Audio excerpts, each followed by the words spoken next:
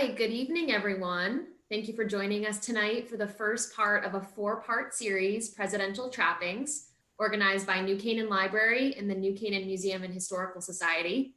My name is Kayla Del Biondo, and I am coordinator of adult programming and outreach at the library. And I invite you to register for the remainder of this series on the library's website calendar if you've yet to do so, where we will cover presidential inaugurations, presidential libraries, and ballot design through the years with subject experts. It's my great pleasure to introduce tonight's speaker, Katherine Jellison. Dr. Jellison is professor of history at Ohio University, where she teaches courses on U.S. women's and gender history. Her publications include Entitled to Power, Farm Women and Technology, 1913 to 1963, and It's Our Day, America's Love Affair with the White Wedding, 1945 to 2005, both of which include guest appearances by a few First Ladies. She also wrote the biography of Jacqueline Kennedy in Katherine A.S. Sibley's A Companion to First Ladies. We have about, let me look at the numbers, 140 people with us live right now, and that's only in the first 2 minutes. I think that number is going to keep creeping up to around 200, so thank you all so much for tuning in tonight.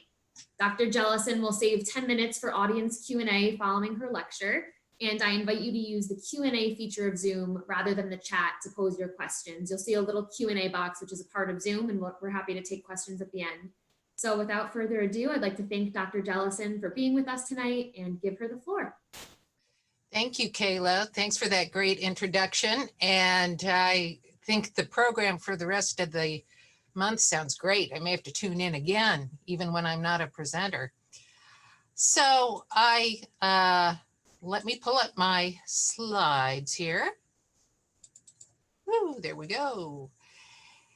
And as Kayla said, I'm going to talk about First Ladies, those unelected leaders that most Americans are very curious about. And I have found over the years in doing scholarship on First Ladies and the histories of individual First Ladies and the history of the role itself, that First Ladies tend to fall into four major categories. And this is in terms of how they are presented in biographies and in written histories, how they're discussed in popular culture. And those categories are the celebrity First Ladies, the controversial First Ladies, the reluctant First Ladies, and the political First Ladies. And I think that you will be familiar with some of the women who fall into these four categories, and some are lesser known women that I hope to teach you a little bit about this evening while we're together. The celebrity First Ladies include some of the following folks. And this first image I'm showing you here, if you're curious, this is from the First Lady's gown exhibit at the Smithsonian several years ago before that exhibit was updated. And these are several of the Gilded Age First Ladies wearing their inaugural gowns. So I will indeed talk about some of the women portrayed in this panorama. But among the celebrities are Dolly Madison, you see here on your left. I guess in the 20th century, she would have been called the hostess with the mostest for you who are Broadway fans. That's from a famous Ethel Merman musical of the mid-20th century. But Dolly Madison was definitely considered the premier hostess in Washington, D.C. during her time in the White House. And she was so popular that eventually in the 20th century, of course, a line of snack cakes were named after her. So she was a celebrity in her own time. She lived for several decades after she was no longer in the White House and remained a celebrity into her old age. She was always invited by subsequent presidents to come visit the White House. And she's one of the first ladies who we have photographs of. She lived long enough into the 19th century that as an elderly woman, we have several photographs of her. So she's one of our celebrity First Ladies. The woman here on your right, you might not be so familiar with. This is Lucy Hayes. And as Kayla said, I'm speaking to you from Ohio University.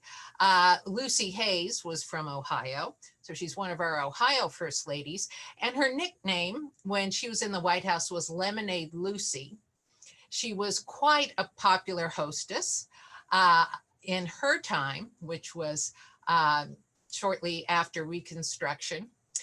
And she was known, however, never to serve alcohol in the White House, which is how she got the nickname Lemonade Lucy. She's the person who invented the famous White House Easter egg roll. And she also commissioned the most interesting set of White House china that celebrated America, flora, and fauna.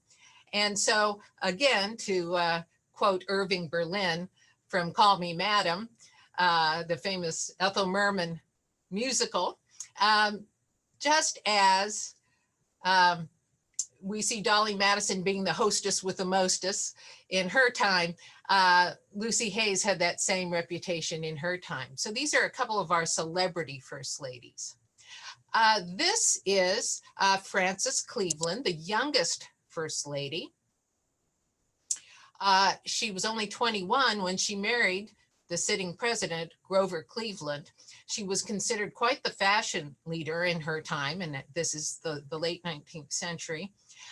She was so popular as First Lady that when she gave birth to her first child in the White House, a baby named Ruth, a candy bar was named for her first child. So the Baby Ruth candy bar was named after Frances Cleveland's first child. And as you see here on the right, on the left, we have a photograph of her. As I said, only 21 years old, our youngest First Lady when she assumes that role.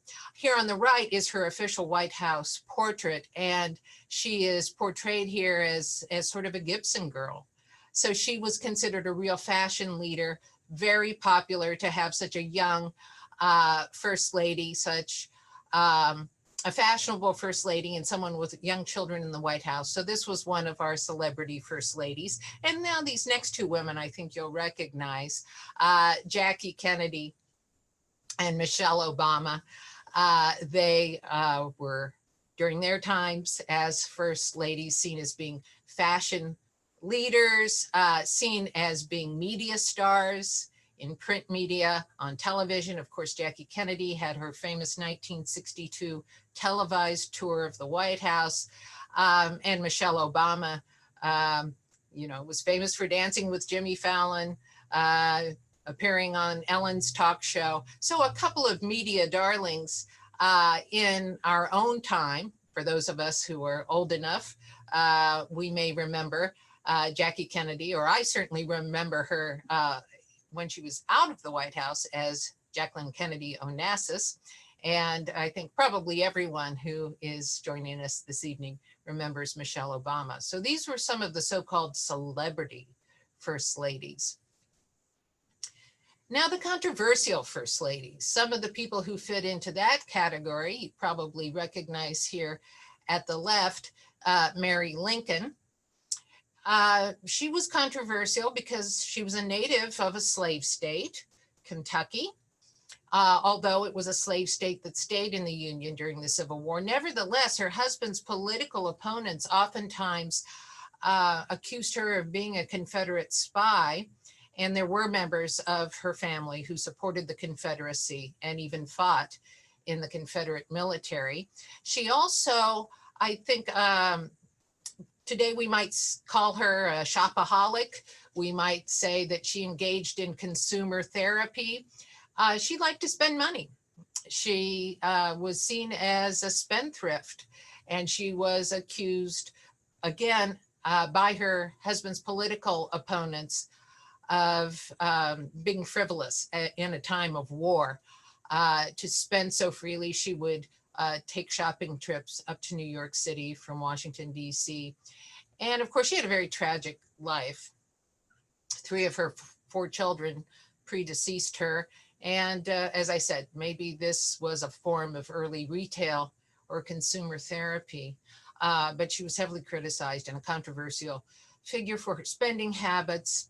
And also she had a temper, and she did not always bother to hide that in public. So a controversial First Lady, Mary Todd Lincoln. Someone less familiar to you probably here on the right is Florence Harding. She was the First Lady in the early 1920s. And by the standards of her day, she was somewhat scandalous and controversial because she was a divorcee. And she was older than her husband and was seen as maybe being sort of a power behind the throne figure, someone who, although an unelected leader, was too much of a player in guiding her husband's political career. So you see some of these issues that I'm bringing up, I think it's fair to say,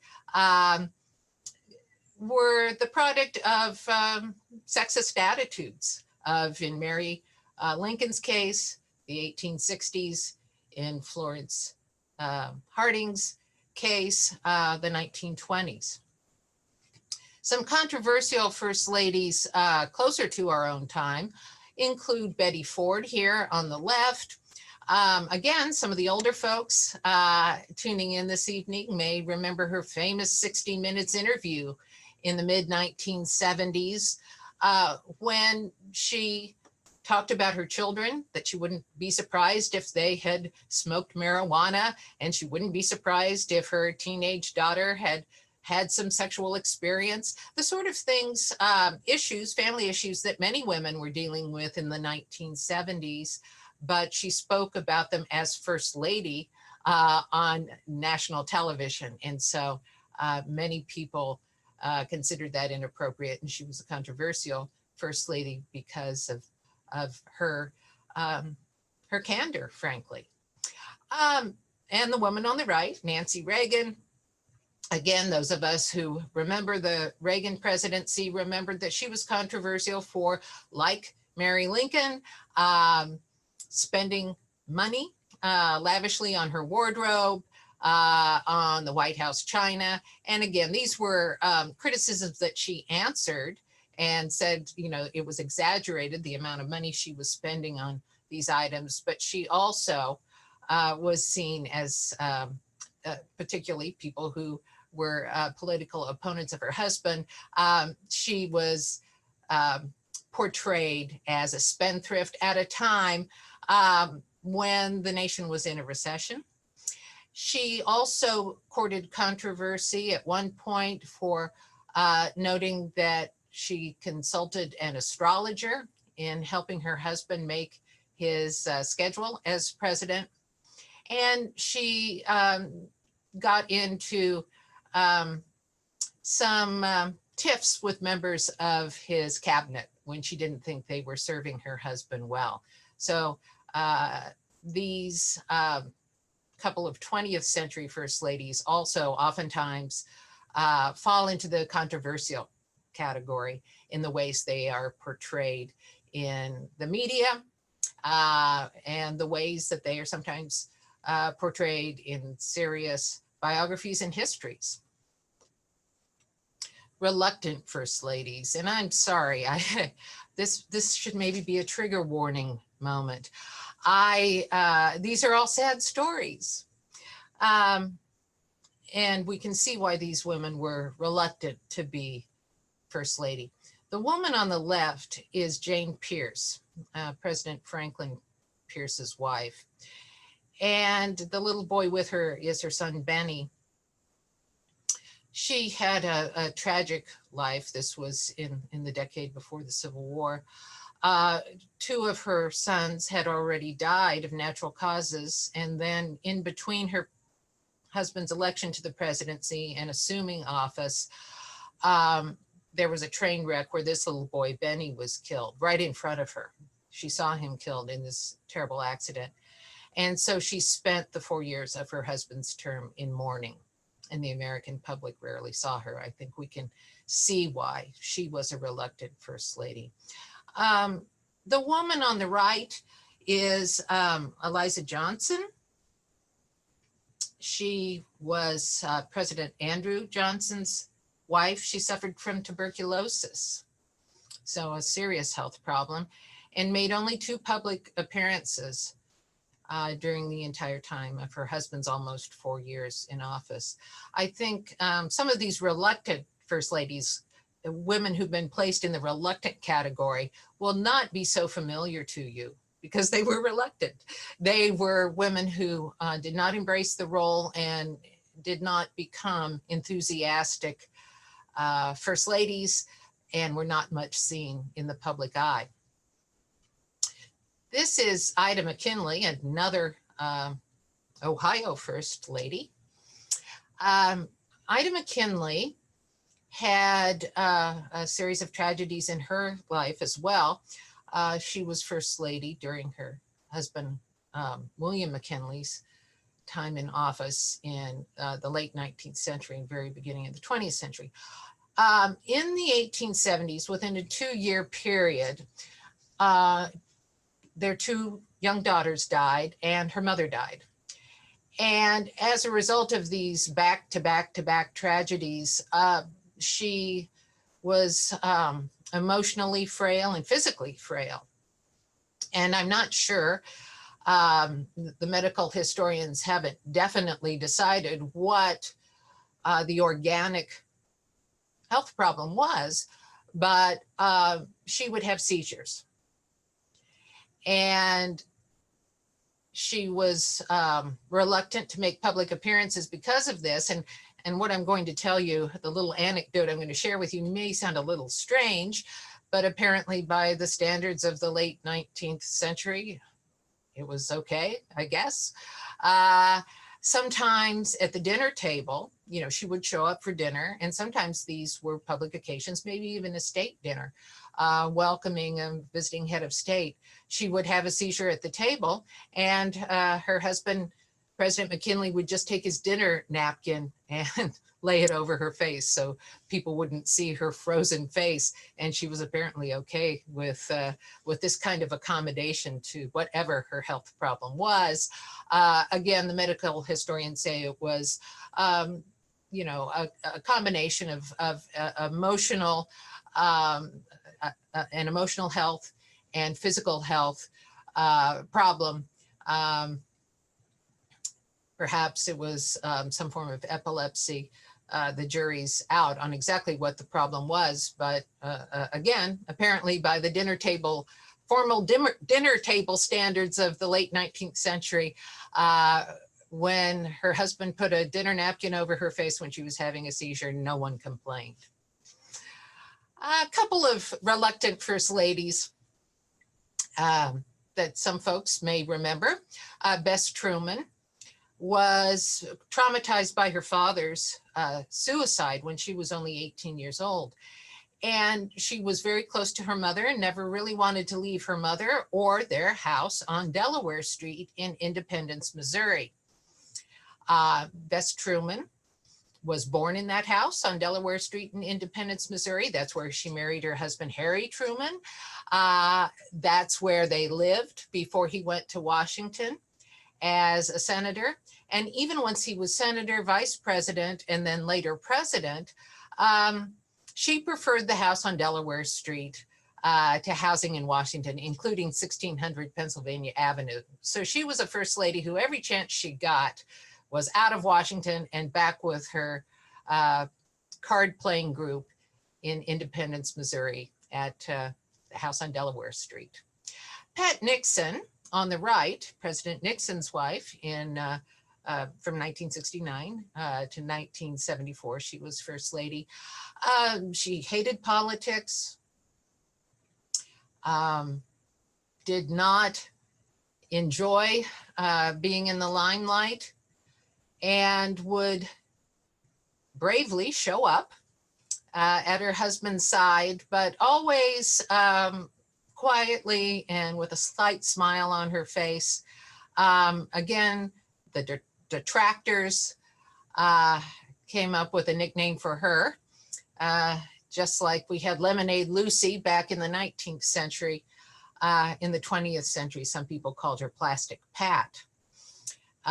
Most Americans, even though she was first lady for 5 years, wouldn't have recognized the sound of her voice because she didn't talk too much in public appearances. And she did confide to her confidants that this was not the life she would have chosen, to be a politician's wife. So those are some of the reluctant first ladies. The political partners. The woman here with President Wilson is his second wife, Edith Wilson. And I assume some of you know the story of President Wilson's health crisis, which is, of course, he was president throughout most of the teens, 1910s. And near the end of his presidency, he was felled by a stroke. This was before the days of television, the internet, even radio. And his second wife, he was a widower and had married for the second time while in the White House, married Edith. Seen here in an open car with him. Edith Wilson was determined to keep the severity of her husband's health crisis out of the public and keep his presidency going.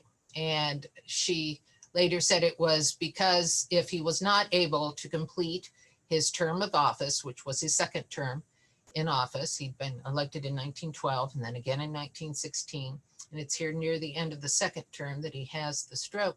She believed that if she didn't keep him going and keep him in office and disguise the extent to which the stroke had incapacitated him, that it would kill him. She wanted to keep his spirits up and didn't want him to sink into depression.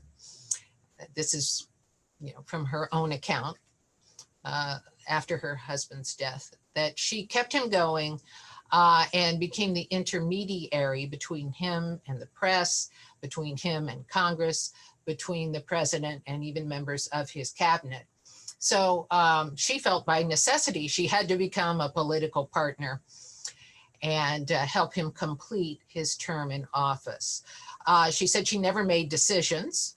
She followed his guidance, but she would sometimes put her hand on top of his to help guide it as he signed papers, this kind of thing. So she was one of the political partners in terms of the basic categories that people place first ladies into. Here are a couple of political partners, again, closer to our own time. On the left is Lady Bird Johnson. Her real name was Claudia, but her nanny named her Lady Bird as a nickname, and that name stuck, and it was the name she used from her babyhood onward. So Lady Bird Johnson, here with her husband, Lyndon Johnson, was First Lady in the 1960s, and it was her family's wealth that had bankrolled his political career. She was perhaps his closest political advisor. She would sometimes watch the videotapes of his television appearances and critique them for him. Well, I think you should take off your glasses at this point. The next time, you're behind the podium to make your point directly into the camera, take your glasses off, speak right into the camera. You were, slumping a little bit on your left side, get both those shoulders up. She was a great political coach and a tireless campaigner, and very much someone who helped create her husband's political career and perpetuate it in his years in the White House. And then Rosalind Carter, here on the right, was one of our few teenage brides. Eliza Johnson married while she was still a teenager, and our other two teenage brides were two post-World War II brides who married immediately after the war ended. Rosalind Carter married Jimmy Carter shortly after World War II, and Barbara Bush married George Bush shortly after World War II, and both Mrs. Carter and Mrs. Bush were in their late teens when they married. So she'd had a long marriage with her husband, Rosalind Carter, by the time they got to the White House in 1977. And she had been a close advisor of her husband when he had been governor of Georgia, and she continued in that role as First Lady. And he even invited her to cabinet meetings. And again, many of her husband's political opponents did not like this and criticized the fact that the First Lady was sitting in on cabinet meetings. And this next political partner, I think, needs no introduction, Hillary Clinton. And she was, of course, First Lady and then throughout most of the 1990s. She was our first baby boomer First Lady, and in many ways came in with the baby boomer attitude, right? That our marriage is a partnership. Ideas are different for us baby boomers. We don't believe in there being a head of the household and a subordinate member of the household. We believe in marriage as an equal partnership, and this is how the Clintons had lived within their marriage. And throughout the years that Bill Clinton was governor of Arkansas, and this was going to be how they continued in the White House. In fact, some of you may recall when Clinton was elected president in 1992, he sometimes said, oh, you're getting a great 2-for-1 deal here. You're going to have a couple of energetic baby boomers. We're still in our 40s. We're both Yale trained lawyers. We're going to have 2 minds, better than one in the White House. But again, the president's political opponents didn't like that. And especially when Mrs. Clinton spearheaded President Clinton's attempt to reform the American healthcare system. She came in for a lot of criticism, and that term, unelected leader, was bandied about quite a bit in the 1990s, especially early in the Clinton administration, with this ultimately failed attempt to reform the US healthcare system. So those are just some of our First Ladies who fall into these 4 major categories that people have accepted as the way we classify First Ladies. But you're probably one step ahead of me and already saying, oh, I don't know about that. I think some of these examples that Katherine has shared with us, I might not place so-and-so only in the controversial category or only in the political partner category. Even what Katherine has talked about in the last few minutes made me start rethinking this placing a First Lady in just one category. Isn't the truth, isn't the reality more complicated than that? And yes, it is. And I think particularly with the woman I want to spend the next several minutes talking about, and that's our do everything First Lady, Eleanor Roosevelt. Every few years, professional historians like myself are polled about ranking of the presidents. And some of us are also polled about ranking of the First Ladies. And Abraham Lincoln always comes out at the top in terms of the rankings of presidents, right? He saved the Union. And Eleanor Roosevelt always comes out at the top in the rankings of First Ladies. Who was our greatest First Lady? In part, that's because she was First Lady much longer than anyone else was, 12 years, becomes First Lady in 1933, when her husband assumes the office of the presidency, and then until 1945, when her husband dies in office. Well, we can't have First Ladies who stay around that long anymore, because the Constitution, after the Roosevelt presidency was amended, limiting presidents to only 2 terms. So we won't have someone being First Lady for 12 consecutive years again. But even if she'd only had 1 or 2 terms as First Lady, she was such a dynamic person, someone who was so talented, someone who was so energetic and someone who was so dedicated to public service. I think she would have made a mark and been up there at the top, even if she hadn't had 12 years in the role as First Lady. I call her the do-everything First Lady, and that's reflected here in her official White House portrait, sort of in a Norman Rockwell style, again, for older members of the audience. And this is not the typical White House portrait. It's done more as an illustration rather than a formal portrait, right? We see Mrs. Roosevelt reading and marking a book. I'm sure she was one of those readers who didn't leave the margins pristine. She was probably always making little notes in the margins, comments and maybe notes to herself about facts that she wanted to double check, something like that. So we see her here in the center of the portrait with her pencil in hand and thumbing through a book. But down here, we see her in action. She's knitting. She's about to put her glasses on. Maybe she's going to make a speech. She's being thoughtful. She's playing with her wedding ring. She was a perpetual motion machine. There was a book written in the 1970s by J.B. West. He was the chief usher at the White House for many decades. And he had known all the first ladies, Eleanor Roosevelt through Pat Nixon. And he said his first image of Eleanor Roosevelt, the first time he met her, and the image that always came back to him when he thought about Mrs. Roosevelt was she's running through the door. She's either coming or she's going. He said when he first met her, hello, Mr. West, oh, fine, glad to meet you. And then she immediately turned around and he saw the back of her coat as she rushed off to one of her meetings or speaking engagements.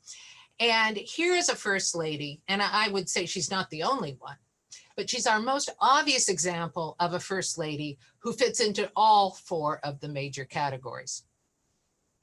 So let's talk a little bit about Eleanor Roosevelt in that first category as the celebrity. Eleanor Roosevelt had her own daily newspaper column. It was entitled My Day. So Americans knew her as a journalist, as a columnist.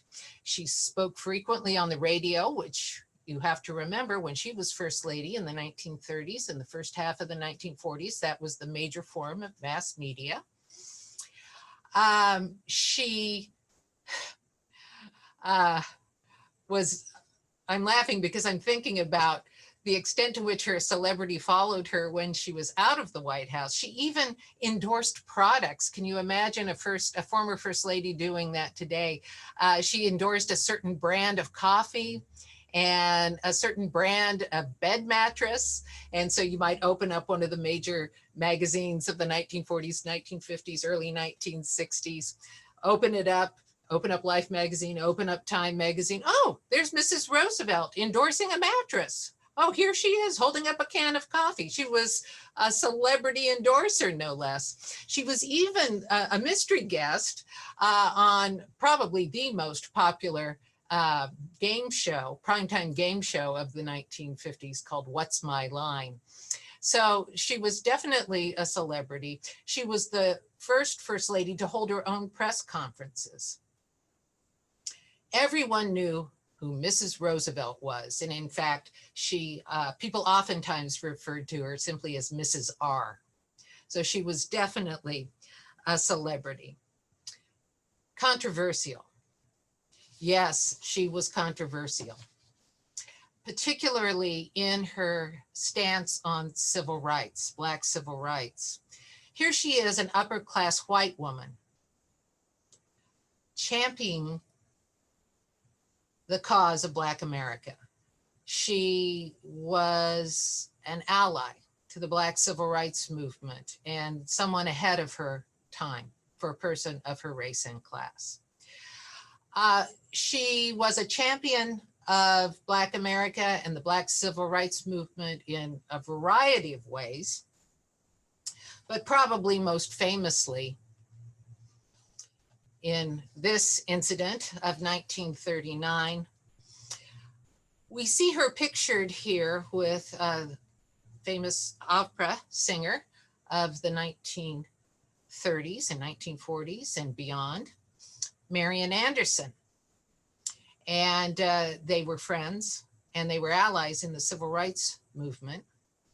And when Marian Anderson was refused by the Daughters of the American Revolution, which is a patriotic organization whose members trace their ancestry back to people who fought in the American Revolution, when the Daughters of the American Revolution refused to let Marian Anderson present a concert at their concert hall, Constitution Hall in Washington, D.C., because they had a whites-only policy in 1939.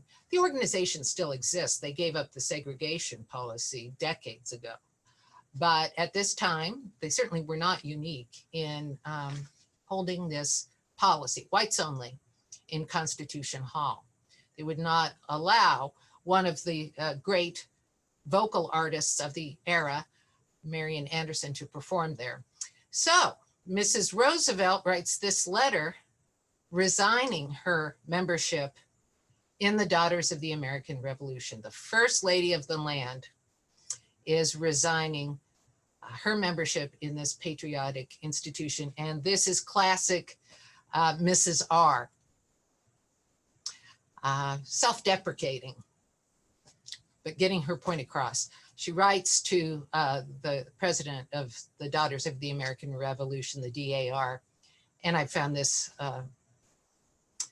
copy of the original letter in the National Archives.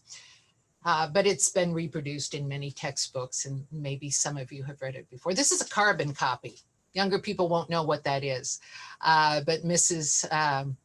Roosevelt's secretary, typed out the letter, and there was a piece of carbon paper behind it. It made this copy, and it's the carbon copy that's in the National Archives. She says to the president, "I'm afraid that I've never been a very useful member of the Daughters of the American Revolution, so I know it will make very little difference to you whether I resign or whether I continue to be a member of your organization.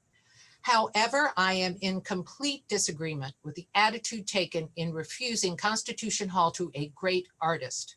You have set an example which seems to me unfortunate, and I feel obliged to send in to you my resignation.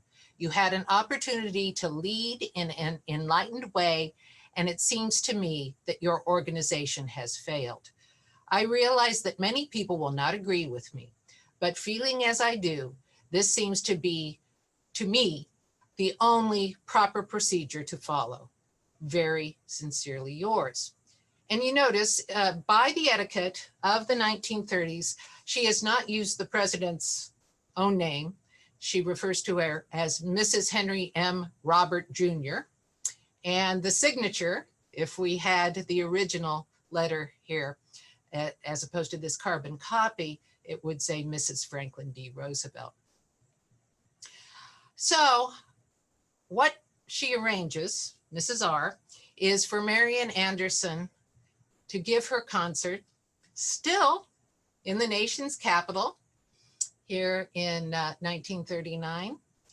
Still give a concert in Washington, D.C. It obviously won't be at Constitution Hall, but she talks to her friend, Mrs. Roosevelt's friend, the Secretary of the Interior, Harold Ickes, and she says, "Why don't we open up the Lincoln Memorial and have Miss Anderson sing there?" So on Easter Sunday, 1939, endless sea of faces out on the Mall in Washington. Marian Anderson gives her Washington, D.C. concert, and she sings America. That's her first song that day, Easter Sunday, 1939. My Country 'Tis of Thee. And instead of the usual lyrics of the I sing, she changes the lyrics of the we sing. What a beautiful moment. It gives me chills talking about it. And this is the umpteenth time I've talked about it. But what a partnership between Mrs. Roosevelt and Marian Anderson. What an important symbolic moment for the Black Civil Rights Movement. Of the America we sing. We, huge black and white audience. Some observers said all of Black Washington was out there at the mall that day. These are the kinds of public stands Mrs. R takes in behalf of the Black Civil Rights Movement. But of course, she got a lot of criticism for that.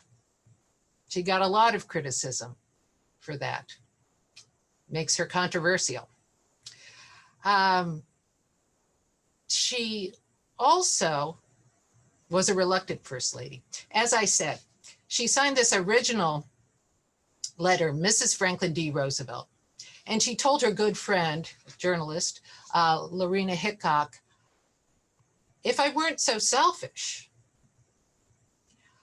I wouldn't want Franklin to be president because I don't want to be the First Lady. I just want to be Mrs. Franklin D. Roosevelt.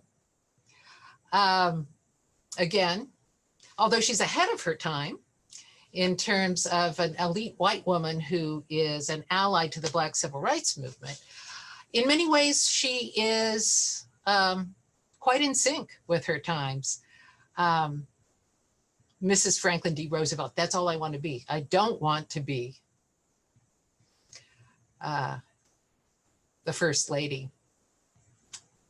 If I were purely selfish, I would go on with the life I had before the White House. But she performs grandly for a dozen years. Other major ways in which she benefited the Civil Rights Movement, and a way in which she was a political partner. So she's a celebrity, she's controversial, she's reluctant, she's a political partner. She encourages her husband to sign an executive order 8802, on the eve of US entry into World War II that bans racial discrimination in all munitions factories.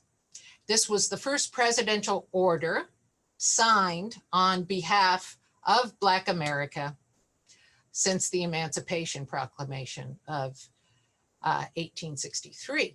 So Eleanor Roosevelt and another one of her good friends and partners in the Civil Rights Movement, A. Philip Randolph, a major Black labor leader of this period, the two of them persuade President Roosevelt to sign Executive Order 8802 that will allow African Americans entry into all of those well-paying war jobs. And particularly Black women, this will be the first time that they are allowed into major factory employment, allowed to join labor unions, allowed to make minimum wage. It was a turning point for many members of the Black workforce, and Eleanor Roosevelt is one of the people who put political pressure, along with A. Philip Randolph, on her husband to sign that executive order. She also persuaded her husband to appoint the first female cabinet member, Frances Perkins, who was the Secretary of Labor throughout the Roosevelt administration. And so when he comes into office in 1933, Mrs. Roosevelt persuades him to appoint her friend.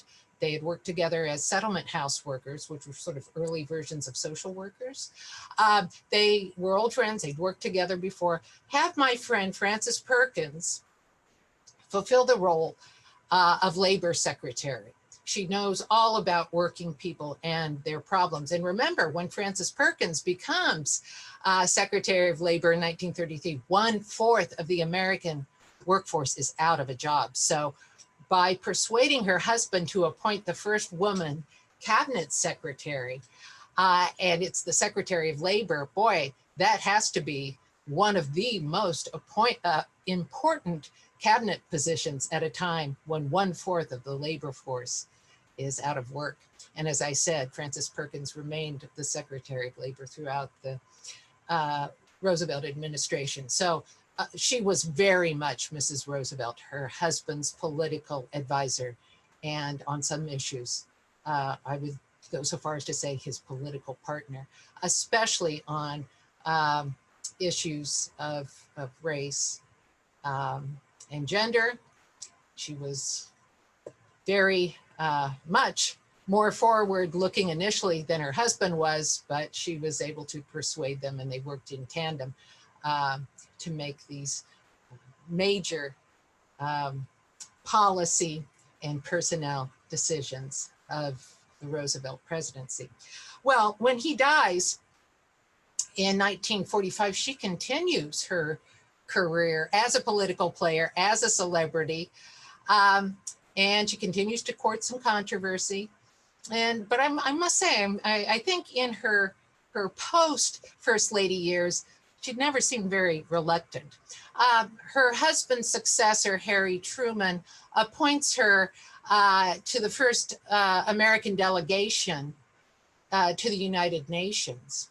And in fact, she is the person responsible for the writing of one of the most important documents of the 20th century, the UN Declaration on Human Rights. By the time she visited my campus, and I'm sitting here in my office at Ohio University right now, and this plaque I'm showing you is very near where I'm sitting right now. By the time she visited Ohio University and spoke here and was ultimately commemorated with this plaque, she's not even mentioned on this plaque as being a former First Lady. Instead, she is mentioned here as the United States representative to the United Nations. At her memorial service, she dies in 1962. Adlai Stevenson, who had twice been a Democratic candidate for the presidency in the 1950s and was one of her political allies, he spoke these words at her memorial service in 1962. She would rather light candles than curse the darkness, and her glow has warmed the world. So she's hard to top as a First Lady, as a former First Lady. And I think she's a good example of, it's probably a fool's errand to try to pigeonhole First Ladies into these four major categories where they usually show up. She filled more than one category and then some. And in fact, again, Harry Truman, who's the person who appointed her to be US representative to the UN and be this major player in creation of the UN Declaration on Human Rights, he called her First Lady to the world. She cast such a large shadow over the role of First Lady, and probably unfortunately for her successors, they're always measured in one form or fashion to Mrs. R. She really got around, so much so she ended up with me here in the 21st century. And I don't know who the guy is. He sort of looks like Cliff Clavin from the old Cheers sitcom. What I find unusual about Mrs. Roosevelt here is that she's holding one of those 21st century disposable cameras. Obviously, this was a reenactor who came to visit here in Ohio. But again, that shows you what a large shadow Mrs. Roosevelt has made over the role of First Lady. She's still a celebrity, so much so that actresses portraying her make personal appearances, such as the one that I'm enjoying here. I will leave you all with a question, and I see that you have a couple of questions for me lined up already. But with this quick review of the history of the role of First Lady and this idea that First Ladies fall into certain categories, I'm wondering where these two women will end up. How will future historians categorize our outgoing First Lady, Melania Trump, our incoming First Lady, Jill Biden, how will they stack up to Mrs. R or any of the other women that I've just spoken with you about? So I'm happy to let Kayla back in to guide our Q&A session. Thank you so much, Katherine. You rattled all that off as if it's like the back of your hand. You just know this history. I do know. If you want to stop your screen share, then you and I will be bigger and we can head into the Q&A. Yes. I like that you ended on that question for us all to think about. Yeah, I need to move my mouse. Perfect. There we go. So someone in the audience wants to know, they say, Katherine, who might be your favorite first lady? Why? Any surprises you discovered upon researching these great ladies? Well, you can probably figure out who my favorite is. It's Eleanor. And so I'll admit to it, these polls of historians are supposed to remain anonymous. And you're not supposed to know who answered how, but I always put her at the top of the list because I do think she was such an amazing person for her time and place. And one of those people who was a true empathizer.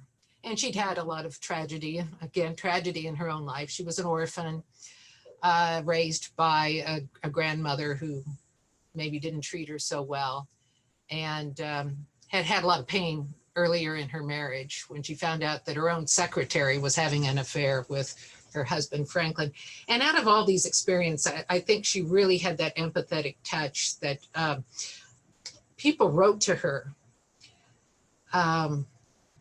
Again, in the National Archives, the letters I have seen from American citizens, including the time, again, the Constitution has changed since the Roosevelt era. It used to be a long period between the election in November and when the president was inaugurated. Some of your other speakers will be talking about that later this month. It used to be the period between November and March. The inauguration was not till March. And in 1932 and 1933, while people were waiting for Roosevelt to become president, people would write his wife already and the incoming president. Women particularly would write to her like she was a friend. Could you send me $5? My children need shoes. A woman like you might be surprised to know that I haven't had a new coat in 10 years. And then, of course, the way she spoke to people in her newspaper column and in her radio broadcasts, I think they really felt that they knew Eleanor Roosevelt.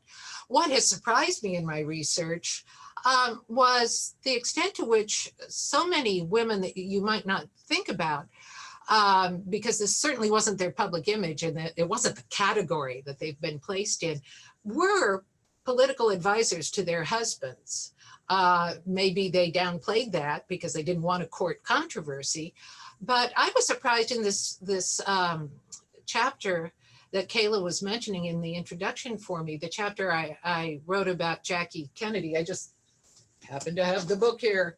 And it was published in 2016. So Melania is not included here, but everyone from Martha Washington through Mrs. Obama is included. When I was writing the chapter about Jackie Kennedy, the extent to which she, who did not like politics, would be a sounding board for her husband and sometimes even take notes when he was in conference with other world leaders or some of his advisors. So that was surprising to me. She wasn't just the fashion plate. And even though she didn't always said she didn't enjoy politics, she was a good sounding board and was there in the background at some major decision-making moments. Amazing. We do have a few more questions rolling in. Someone asked a really good question. Katherine, do you think there will be a first man in our lifetime? And how might this role change should that happen? I hope so. I hope so. And I think it will just help modernize this role in the way that Dr. Biden is going to modernize the role. A journalist for National Geographic just called me today at noon and was asking me how a teacher as First Lady, someone continuing her career as an educator would affect the role of First Lady, but also affect attitudes about the American educational system, and how would it change the way teachers, educators like myself, think about what we do. I think it'll be a great opportunity for Dr. Biden to be a terrific spokesperson for the educational profession. But I think any move like that that brings a rethinking of who the first spouse is and what is appropriate for them to do sort of brings this role kicking and screaming into the 21st century. I've sometimes said I think that the role lags a generation or more behind where the American people really are in terms of what we think is appropriate. That example of Mrs. Ford, the issues she talked about in 1975 on 60 Minutes were the same issues that other wives and mothers were talking about in the 1970s. And it turns out the American public was more amenable to a First Lady who did that, was that candid on television, than some of her critics thought they would be. And she ended up being a popular First Lady, even with those controversies. So I think the American people are more ready for change in the first spouse role than maybe some politicos recognize. And so I think to have a male as first spouse, and of course we're about to have our second spouse who's a male, it makes us rethink who a first spouse can be, how they should fulfill that role, and take us farther away from this role of, well, you know, she's someone who gives fancy parties and stands by the president wearing fancy clothes, and can maybe make it a more substantive and important role. And I think, you know, certainly Mrs. Obama did that. We shall see now with Dr. Biden. Totally. Someone asked, I think we have time for like 2 more questions. Do you feel that there were first ladies who were more capable than their presidential husbands, specifically Eleanor? Well, yeah. And you know, she was so interesting because she always claimed she was not a politician. And she, with her vision of racial equality, at a time when the white Southern voters were still part of the Democratic Party coalition, it probably would have been difficult for someone with her attitudes about race and racial equality and racial justice to be elected. But I do think in terms of history's view of these issues, she was ahead of her time and more correct than her husband was on these issues. I think, of course, she would have been a terrific president. She was also against the relocation and internment of Japanese Americans during World War II. And her husband did not listen to her on that one. So I think she would have been a better president morally than her husband was. I think Betty Ford would, again, was ahead of her husband on a variety of issues and might have been a better president than her husband. And I could probably think of some other examples. Those are 2 that immediately come to mind. So we're coming right up on 8 o'clock. I'll ask you one last question, and thank you to our audience for being so vocal and, you know, participating. This last question: did first ladies always champion a cause? Really, Mrs. Roosevelt started that, and that's part of why her 2 immediate successors, Mrs. Truman and Mrs. Eisenhower, were not seen as being as successful first ladies as she was, because she said, well, you know, you need to have a public cause that you champion, and those 2 women didn't. And then we get to Mrs. Kennedy, and she champions the cause of historical preservation and restoration. And so continually from Mrs. Kennedy onward, there's been the expectation that a First Lady will have some major public reform project. Awesome. Well, thank you so much, Katherine. Everyone is singing your praises in our chat right now. I'm sorry I didn't get a chance to answer everyone's questions, but Kayla knows how to get in touch with me, knows my email address. And I'm are you willing to share your email with people? Yeah. Okay. Yeah. Do you want to go ahead and type it in the chat for everyone? Sure. Awesome. I've got to use my cursor again.